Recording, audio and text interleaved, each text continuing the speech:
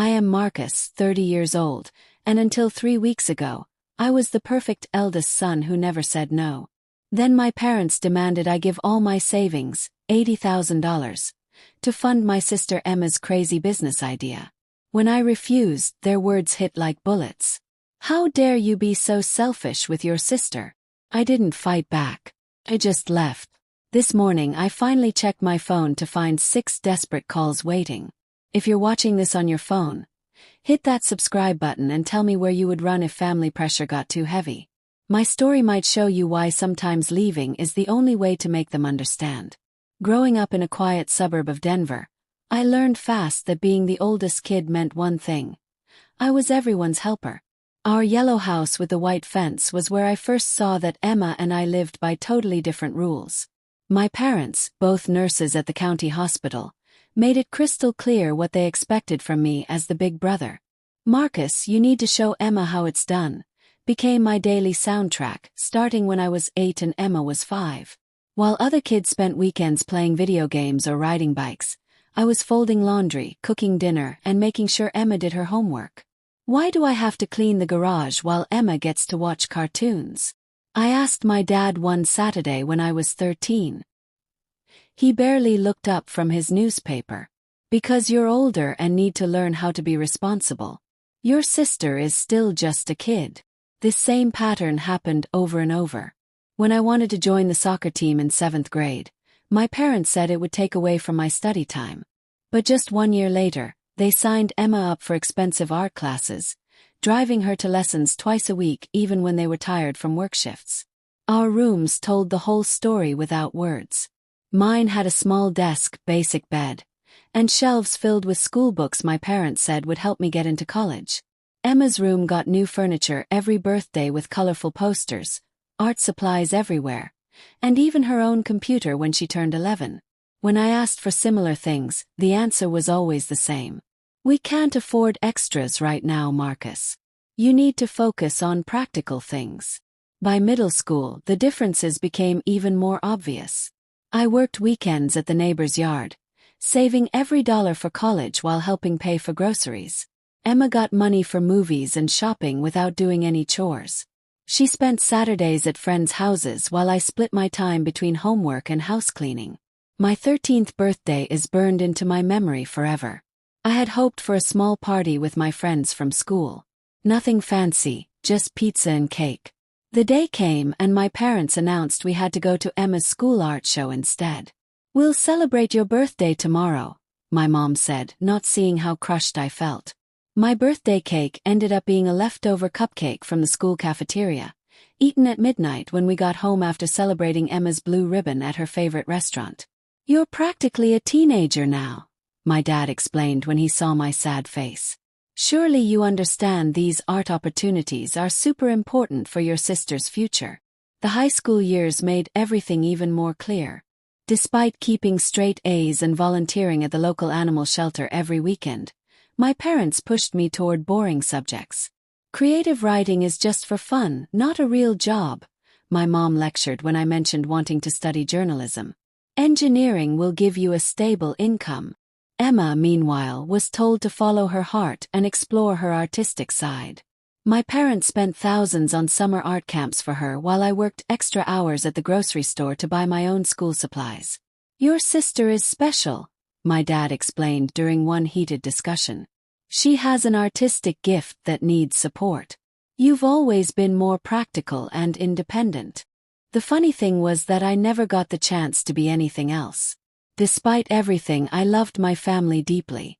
Each time the unfairness hurt, I told myself they must know what they're doing. Maybe they saw something strong in me that they didn't see in Emma.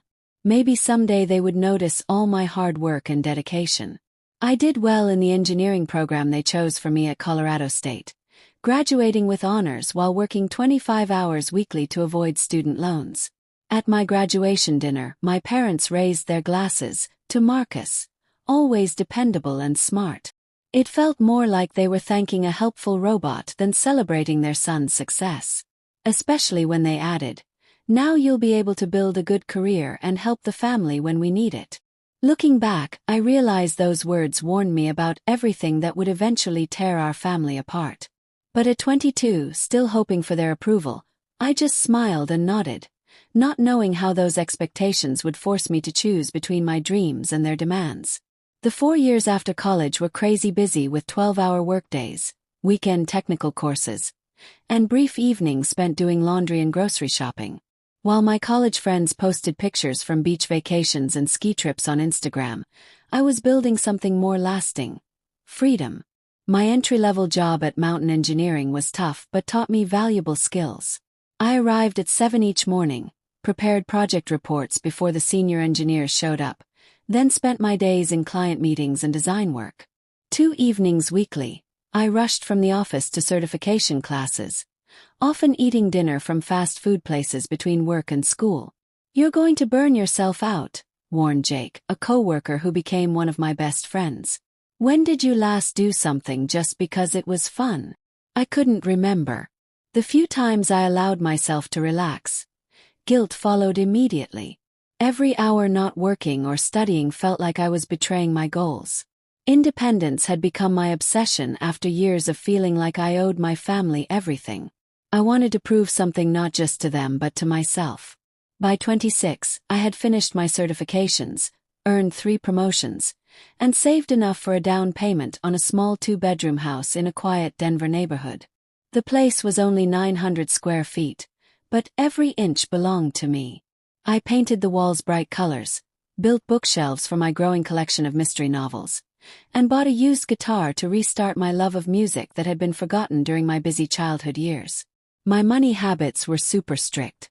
I tracked every expense in detailed notebooks, brought lunch from home every day, and found clever ways to stretch my budget. Work clothes came from discount stores. Haircuts happened at the barber school where students practiced on volunteers. My one treat was good coffee beans for mornings when I needed extra energy. At work, I built a reputation for being thorough and creative. Clients asked for me specifically because I could explain complicated engineering concepts in simple terms. By 28, I started getting job offers from other companies, which I used to negotiate another promotion and salary increase. "You should buy yourself something special," suggested Maria, another close friend who worked in my building. We had met at a charity fundraiser and connected over our shared workaholic habits. "You never celebrate your wins." What neither Maria nor Jake fully understood was that I was working toward something bigger than momentary fun. Every extra dollar went into a special savings account labeled, "My Own Company." My dream was to start my own engineering consulting business helping small towns with infrastructure projects that big companies ignored. I wanted to create a practice focused on community service rather than just making profits. Meanwhile, my relationship with my family continued the same old patterns. I visited for Sunday barbecues twice monthly, listening to my parents praise Emma's latest art projects while treating my accomplishments as expected rather than celebrated. After graduating with average grades from a small art college, Emma had tried and quit 5 different jobs in 4 years. "Your sister is discovering her passion," my mom explained after Emma left her graphic design job to try pottery. "Not everyone finds their calling immediately like you did." The irony that my calling had been chosen for me went completely unnoticed. "You should help your sister update her portfolio," my dad suggested over dessert. "Your business experience would be helpful to her." I offered, but Emma never followed through. 4 months later, she abandoned pottery for a photography workshop that my parents paid for despite their mortgage needing attention. When I gently suggested they be more careful with money, my mom brushed off the concern. "Money is meant to be spent, Marcus. You hoard everything like the world is ending tomorrow. That's no way to live." My attempts to explain the difference between careful planning and wasteful spending fell on deaf ears. In their eyes, Emma was creative and inspiring, while I was boring and overly cautious. Their view stung, but I had learned to accept the family dynamic while building my separate life. By my 29th birthday, my business fund had grown to nearly $70,000. I calculated needing $120,000 to launch properly with office space, equipment, and enough money to survive while building a client base. With my current savings rate, I projected reaching my goal within 20 months. Then came the phone call that would eventually destroy the delicate balance I had maintained between personal dreams and family obligation. My mom, more excited than usual, called on a Wednesday night while I reviewed project blueprints. "Your sister has the most amazing business concept," she gushed without even saying hello. "She's been working on it for weeks. We're having a special family dinner this Sunday to discuss it. You absolutely must come, Marcus. This could change everything for her future." I agreed, pushing down my doubts. Emma had announced revolutionary ideas before, none of which lasted beyond initial excitement. Still, I marked my calendar, moved my Sunday client meeting, and prepared to be supportive despite my concerns. I could never have guessed how that dinner would force me to choose between my carefully planned future and my family's expectations.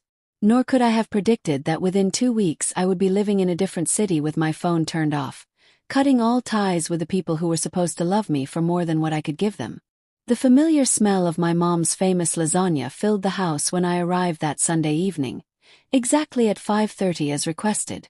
Family dinners usually started casually around 6, but the specific time meant this was definitely a special event. My dad answered the door wearing a dress shirt instead of his usual weekend t-shirt, another sign of the evening's importance. "There he is," he said, giving me a quick hug. "Everyone's already in the dining room." That was strange. My mom normally stayed busy in the kitchen until the last minute while my dad and I talked about work in the living room. Walking into the dining room, I found my mom setting out the fancy plates, saved for holidays and important announcements. Emma sat at the table with an open tablet and a stack of shiny presentation binders. "Marcus!" My sister jumped up to hug me, showing more enthusiasm than our usually polite but distant relationship. At 27, Emma had grown into her beauty with our mom's bright eyes and artistic style that I had always admired during my awkward teenage years of braces and failed attempts at being cool. "I've been waiting all week to share this with you," she continued, pointing to the chair next to her where a binder waited with my name written on the cover in fancy lettering. "I wanted the whole family together for the big announcement." Dinner went quickly, my mom serving individual plates rather than the usual family-style sharing of dishes. Conversation stayed light. Comments about the unusually cold spring, a cousin's new job, a neighbor's kitchen renovation. The excitement built carefully until dessert arrived, when my dad cleared his throat. "Emma has something very special to present to us," he announced with obvious pride. "We've already seen a sneak peek, but she wanted to wait until you were here for the full presentation." My sister stood and moved to the head of the table, opening her tablet with a dramatic gesture. "Thank you all for gathering tonight," she began as if speaking to a business conference rather than her family of 4. "I'm thrilled to introduce you to what will revolutionize the fitness industry. FitBuddy Connect." For the next 25 minutes, Emma outlined her idea, a fitness application that would use virtual reality to create personalized workout experiences based on users' favorite movies, books, and hobbies. Users would wear VR headsets and exercise in fantasy worlds, earning points and achievements while burning calories. The AI would adapt workouts based on heart rate, preferences, and progress tracking through wearable devices. "The AI can create unlimited custom worlds," she claimed with total confidence. "It eliminates the boredom of traditional exercise." I listened carefully, noticing the missing crucial details. How had this unlimited customization been tested? What algorithms would create these virtual worlds? Who would develop the complex VR systems she described? Most importantly, what experience did Emma have to launch such a technically advanced platform? When she finished with a theatrical bow, my parents clapped enthusiastically. "Isn't this incredible?" my mom asked, turning to me expectantly. "It's certainly ambitious," I replied carefully. "Can I ask a few questions?" Emma nodded graciously. "Of course, I've thought through most concerns in my business plan." "Who's developing the VR component?" "Yes. That requires specialized programming skills." "I'll hire developers, obviously," she answered dismissively. "The important part is the concept, which is 100% mine." "Have you researched the fitness app market?" It's extremely crowded and controlled by established companies with millions of users. Emma's smile became tighter. My concept is completely unique. Didn't you hear the part about virtual reality worlds? Because it might face significant technical challenges, I noted gently. Have you consulted with any VR experts about development costs and timelines? My dad interrupted before Emma could respond. Marcus, your sister isn't looking for problems. She's sharing an exciting opportunity. I'm just asking questions any investor would ask, I explained, trying to keep my tone supportive. These are important things to consider. Well, my mom interjected brightly, the exciting news is that we're moving forward with this. Your father and I have already decided to invest $60,000 from our retirement account to get things started. I almost choked on my water. $60,000. That's a huge portion of your retirement savings. Some things are worth the risk, my dad said firmly. We believe in your sister's vision. Emma beamed at them before turning to me. And that's where you come in, Marcus. We need more capital to make this happen properly. I need $80,000 more to secure the development team and launch the marketing campaign. The room went silent as I processed her words. $80,000. Almost exactly what I had saved for my own business. The result of years of sacrifice and careful planning. That's a significant amount, I said finally. Have you approached any professional investors? Emma waved her hand dismissively. They'll want too much control and ownership. This needs to stay in the family so we can all benefit when it succeeds. I notice your business plan doesn't include financial projections or competitor analysis, I continued, flipping through the shiny binder that contained mostly concept descriptions and mock-up designs. Without those, it would be difficult for any investor to properly evaluate the opportunity. Not everything can be reduced to spreadsheets, Marcus, my mom said with a hint of irritation. Sometimes you need faith in people you love. I do have faith in Emma, I responded carefully. But even the best ideas need solid planning. I would suggest starting smaller, maybe with a basic prototype or user testing before investing such large amounts. We don't have time for baby steps, Emma insisted, her voice getting louder. This market moves fast. If we wait, someone else will create something similar. Then maybe seeking venture capital would be appropriate, I suggested. They specifically fund high-risk, high-reward concepts like this. You just don't want me to succeed, Emma said suddenly, her eyes narrowing. You've always been jealous that I chase my dreams while you play it safe. That's not true, I protested, genuinely hurt by the accusation. I'm trying to help you approach this professionally. If you were truly supportive, my dad interjected, you wouldn't be raising all these roadblocks. Your sister needs your help, not your criticism. It's not criticism to ask basic questions about a business plan before investing $80,000, I explained, feeling increasingly trapped. That represents years of saving on my part. And what are you saving for that's more important than helping your sister? My mom demanded. Some distant future that might never happen. Family supports each other in the present. Actually, I've been saving to start my own engineering consulting business, I admitted, having never shared this dream with them before. I'm less than 2 years away from my goal. There was a moment of silence before Emma laughed in disbelief. An engineering practice. Seriously, you'd prioritize something boring like that over a revolutionary tech startup? This is exactly why I worried about asking you for help. Your practice can wait, my dad said dismissively. This opportunity for your sister won't. You can always restart your savings after FitBuddy Connect succeeds. As they continued pressuring me, their assumptions became crystal clear. My dreams were postponable. Emma's were urgent. My savings existed not for my future, but as a family emergency fund to be accessed whenever needed. Most painfully, they genuinely couldn't understand why I would hesitate to hand over everything I had worked for. By the end of the evening, battle lines had been drawn that would prove impossible to cross. What had started as a business presentation had revealed the true dynamics of our family in ways I could no longer ignore or excuse. "I cannot invest $80,000 in this project," I finally stated after nearly an hour of circular arguments. My voice was steady but determined, having weathered their increasingly emotional appeals. "It represents my entire financial future, and I don't believe the business plan is developed enough to justify that level of investment." My dad's face turned bright red, a vein pulsing at his forehead. "How dare you refuse to help your sister after everything this family has done for you? What exactly has this family done for me that I haven't repaid 10 times over?" The question escaped before I could control it, releasing years of unspoken resentment. "We raised you, educated you, supported you," my mom countered, her voice shaking with anger. "And now, when we ask for your help, you turn your back on us." "I'm not turning my back on anyone," I explained, struggling to stay calm.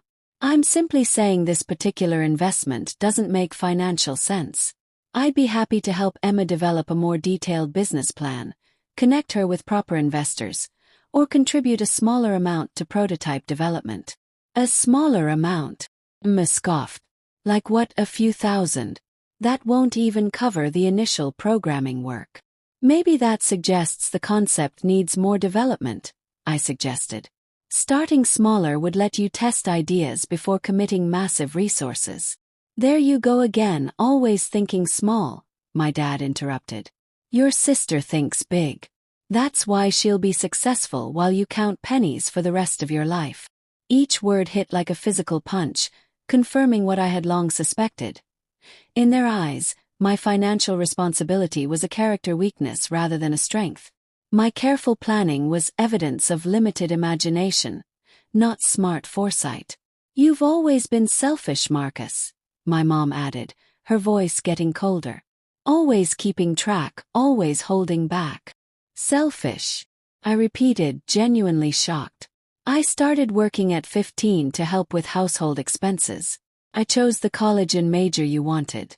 I visit regularly, help with home repairs, and have never asked for anything in return. How exactly does that qualify as selfish?" A tense silence followed before my mom spoke again, her voice quieter but more cutting. "You want to know what we did with your college fund? The money your grandparents left specifically for your education." My dad shot her a warning look, but she continued. "We had to use it to pay off credit cards from Emma's art supplies and private lessons. We always planned to replace it but never could.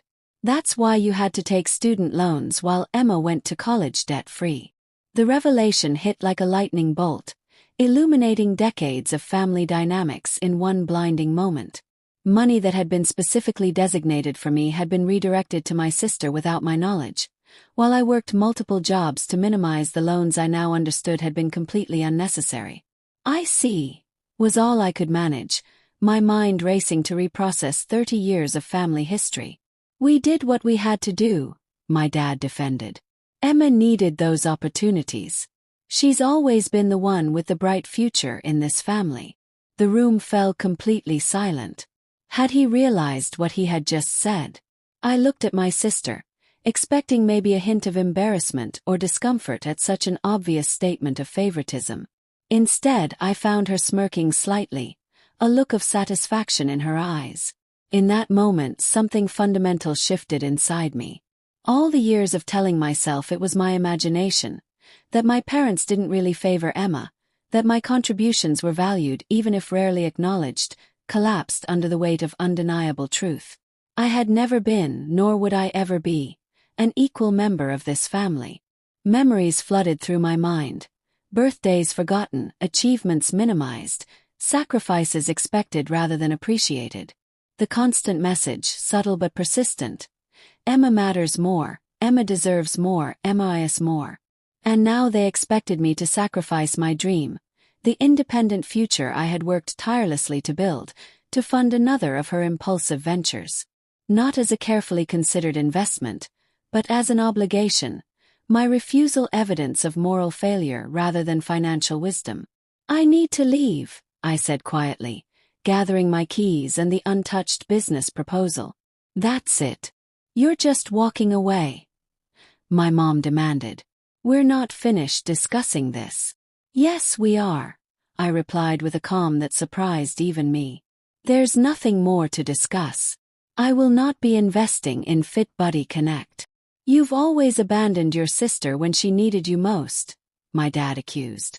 Always too busy with your own priorities to support her dreams.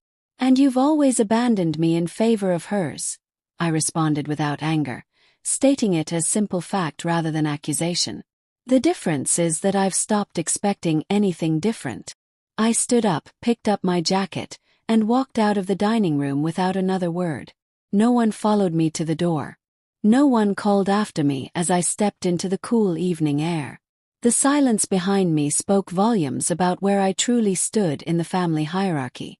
Driving home, I felt strangely light, as if I had put down a heavy backpack I had carried for so long I had forgotten its weight. By the time I reached my house, a plan was already forming in my mind. The next morning, I requested a meeting with my manager at Mountain Engineering. I need to take personal leave, I explained. 3 weeks, possibly longer. She looked concerned. Everything okay, Marcus? This isn't like you. It will be, I assured her. I just need some time to reorganize my priorities.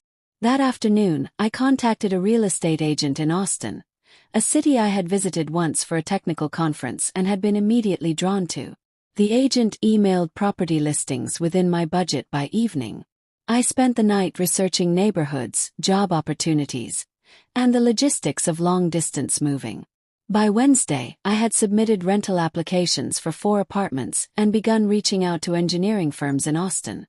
On Thursday, I was approved for a small house in the Travis Heights neighborhood, 15 minutes from downtown. Friday, I arranged for movers to pack and transport the essentials from my house, placing the rest in storage. Throughout this whirlwind of activity, my phone stayed silent. No calls from my parents asking about my sudden departure from dinner. No messages from Emma attempting to convince me to reconsider. Their silence confirmed what their words had revealed. Without my financial contribution, I held little importance to them. 2 weeks after the fateful dinner, I boarded a plane with 3 suitcases and a laptop bag, leaving behind the only state I had ever called home. As the aircraft rose through the clouds, I turned off my phone, cutting the last connection to a family that had never truly seen me.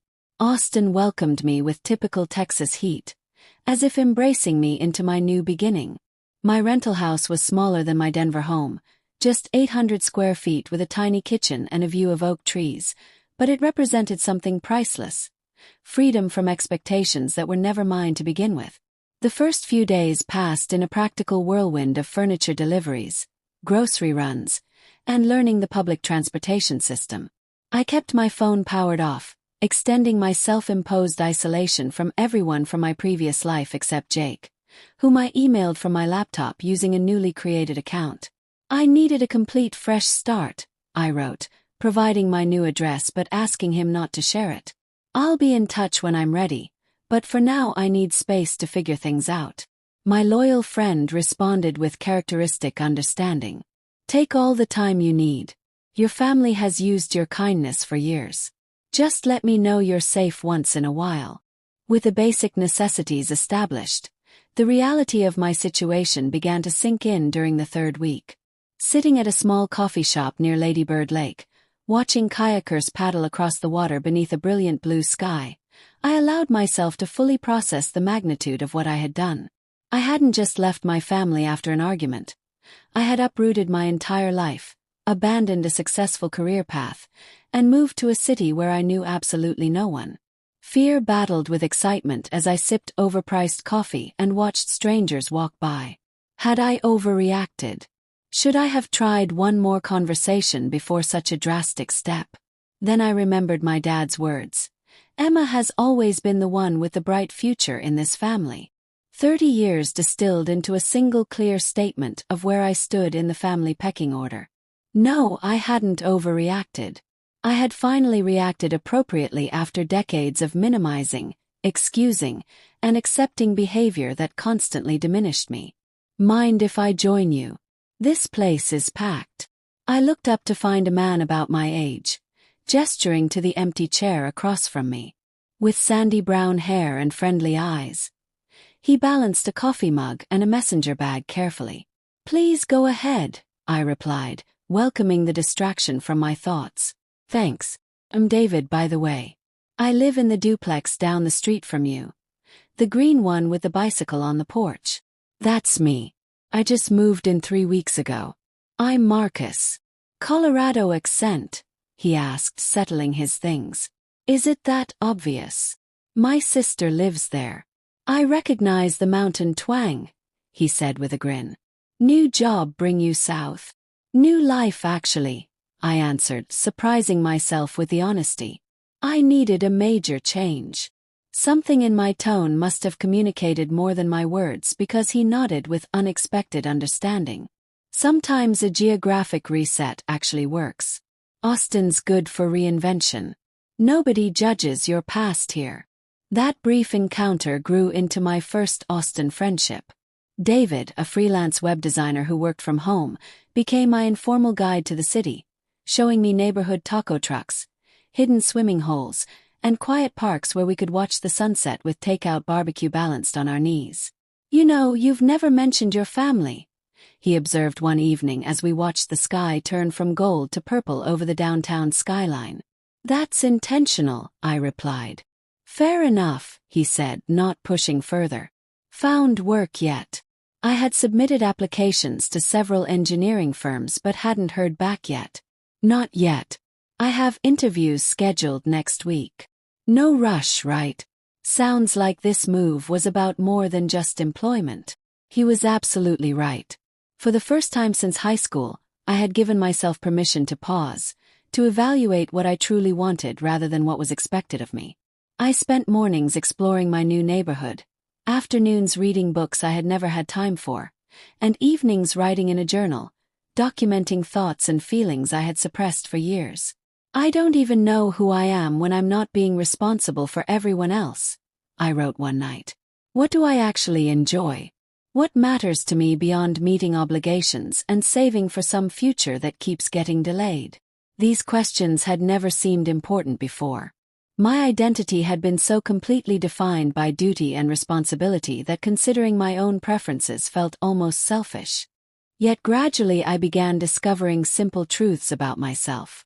I loved live music but had never attended concerts in Denver because the tickets seemed wastefully expensive. In Austin, I discovered the many free outdoor shows and attended my first music festival alone, moved to tears by blues guitar performed under the stars. I enjoyed cooking elaborate meals but had always prepared practical, efficient nutrition in Denver. Now I spent Sunday afternoons experimenting with recipes, inviting David over to sample the results, finding unexpected joy in the creative process rather than just the practical outcome. Most surprisingly, I discovered a passion for rock climbing. A community center near downtown offered affordable evening classes, and I found profound peace on the wall, learning to trust my body and push past mental barriers. The physical challenge appealed to my problem-solving mind, while the mental focus demanded I stay present rather than worrying about the future. 12 days into my self-imposed exile, I powered on my laptop to find an email from Jake. "Thought you should know. Emma's startup collapsed yesterday. The VR developer she was counting on said her concept was technically impossible with current technology. Your parents are devastated but not contacting you directly. They think you'll reach out eventually. Are you doing okay?" I wrote back thanking him for the update but offering no details about my situation. "I need more time," I concluded, "but I'm better than I've been in years." It was absolutely true.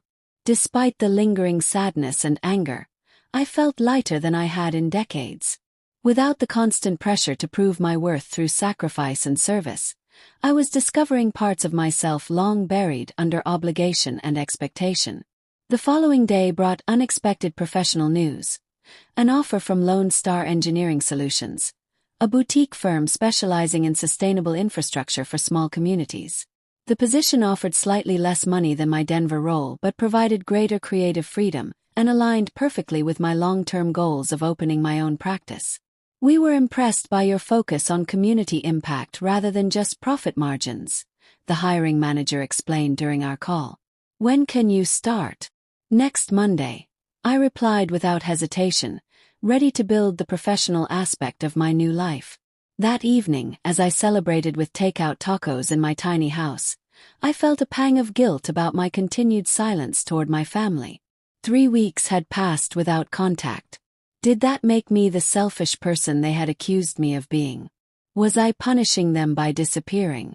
I opened my journal and reread entries from the past months, documenting dozens of instances where my needs had been dismissed, my achievements minimized, my sacrifices expected rather than appreciated. This wasn't about punishment. It was about protection. For the first time, I was prioritizing my own well-being over family approval. Still, they were my family. Despite everything, I couldn't deny the love that remained tangled with the hurt. Maybe tomorrow, I told myself, placing my phone on the nightstand. I'll call them. Tomorrow. But in the morning, another email from Jake changed everything. Emma is telling everyone your parents invested their entire retirement fund in her startup after the VR developers backed out. She says they took out a second mortgage too. Things are apparently really bad. I thought you should know, but please don't feel obligated to rescue them. You've done enough. The news hit like a physical blow. Despite my anger, I had never wished financial ruin on my parents. Had my departure somehow triggered this desperate doubling down on Emma's failed venture? My finger hovered over the power button of my phone.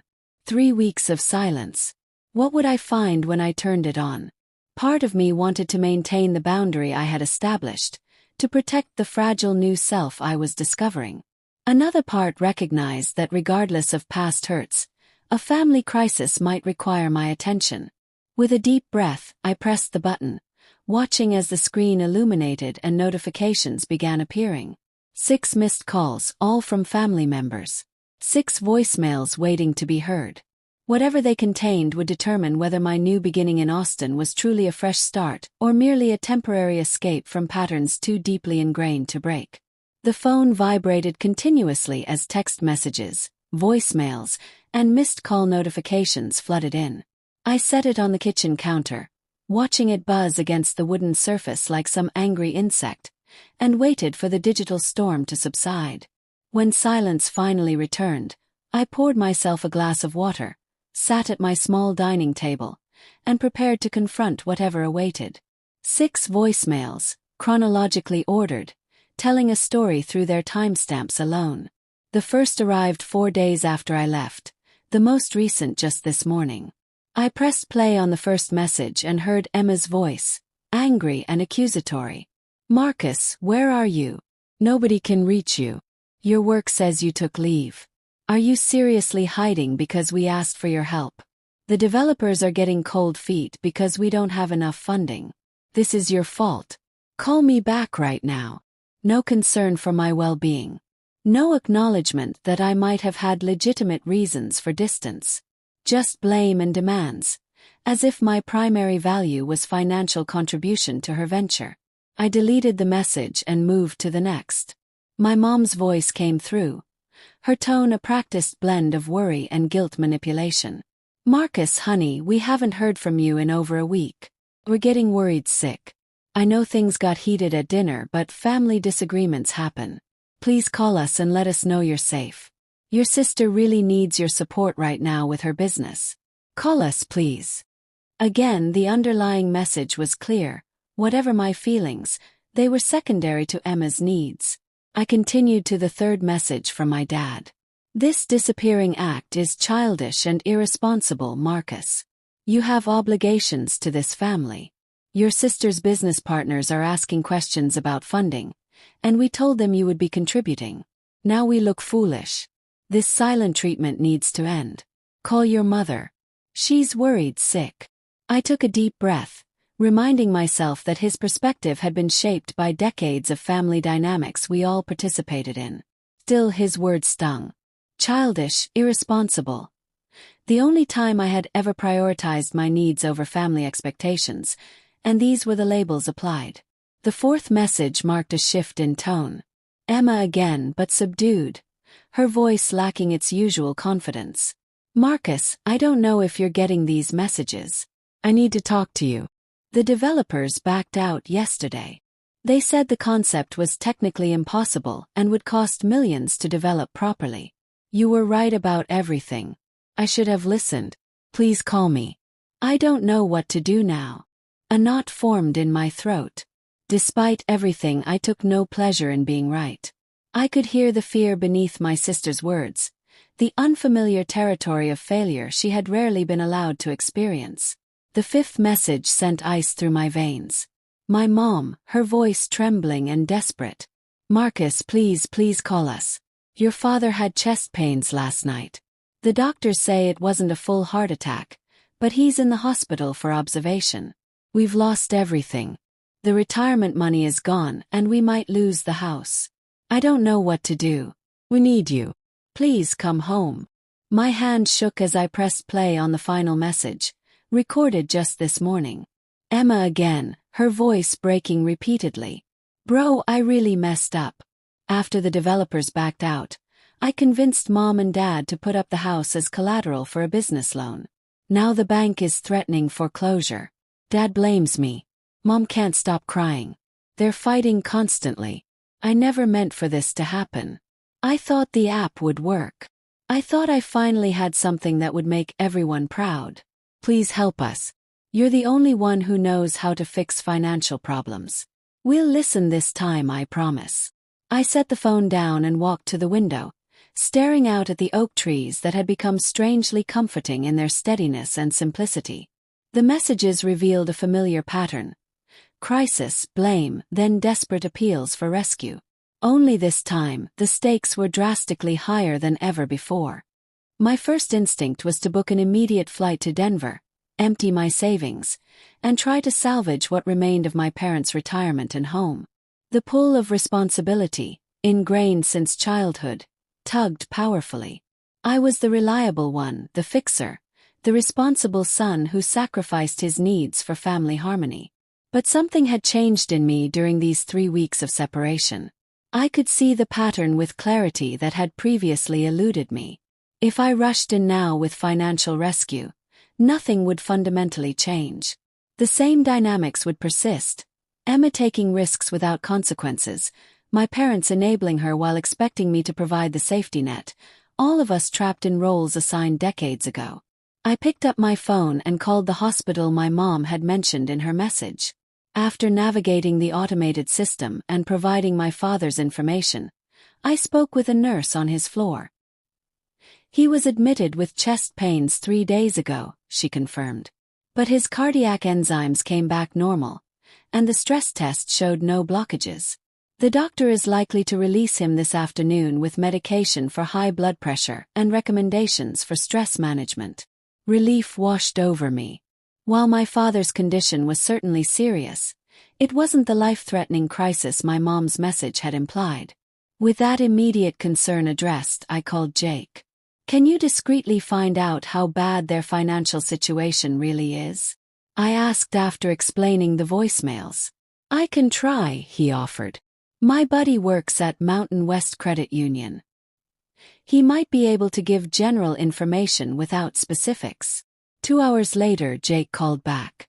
"It's not good, but not as catastrophic as they made it sound. They did take a second mortgage about 2 weeks ago for $85,000. Combined with a retirement fund withdrawal, they invested about $145,000 total in Emma's venture. The house is worth around $350,000, so they're not underwater yet, but they're definitely overextended." "Thank you," I said, processing this information. "I appreciate you doing this. What are you going to do?" he asked. "Not what I would have done 3 weeks ago," I replied. "I need to make some calls." Over the next 48 hours, I spoke with a financial advisor specializing in retirement recovery, a real estate attorney who could advise on avoiding foreclosure, and a therapist who worked with families in crisis. I compiled resources, options, and recommendations without contacting my family directly. I also called my new employer at Lone Star Engineering to explain the situation and request a flexible start date. "Family financial crisis," I explained simply. I need to address it before I can fully commit here. Take the time you need, the hiring manager said. The position will be waiting. Family comes first. Her words gave me pause. Family comes first. How often had that phrase been weaponized to demand my sacrifice while excusing others from responsibility? This time I would define what family comes first meant on my own terms. After careful consideration, I drafted an email to my parents and Emma from my new account, breaking my silence intentionally and strategically. I have received your messages and understand the seriousness of the situation. I am safe and well, having needed space to reassess our family dynamics after our last interaction. I am willing to help, but not in the way I have in the past. I have arranged for you to meet with financial advisor Sarah Chen on Friday at 2 p.m. at her Austin office. She specializes in retirement recovery and home retention strategies. I will join via video conference. Please bring all financial documents related to the house, retirement accounts, and the business loan. This is the first step toward resolving the immediate crisis. Further assistance will depend on our conversation during that meeting. I included the advisor's contact information and office address, then pressed send before I could second-guess myself. Within minutes, my phone rang with my mom's number. I let it go to voicemail, then listened to her tearful relief and renewed pleas to call immediately. I responded with a brief text. I am not ready for direct conversation yet. Please focus on gathering the financial documents for Friday's meeting. We will talk then. Firm boundaries were new territory for me, but as uncomfortable as they felt, I recognized their necessity. This crisis offered an opportunity to reset long-established patterns, but only if I maintained the clarity that distance had provided. By Thursday evening, I had compiled a comprehensive assessment of their situation based on the information Jake had gathered and my own professional knowledge. The picture was concerning but not hopeless. With proper restructuring, budgeting discipline, and possibly selling some assets, my parents could recover much of their retirement security. The house could be saved if prompt action was taken.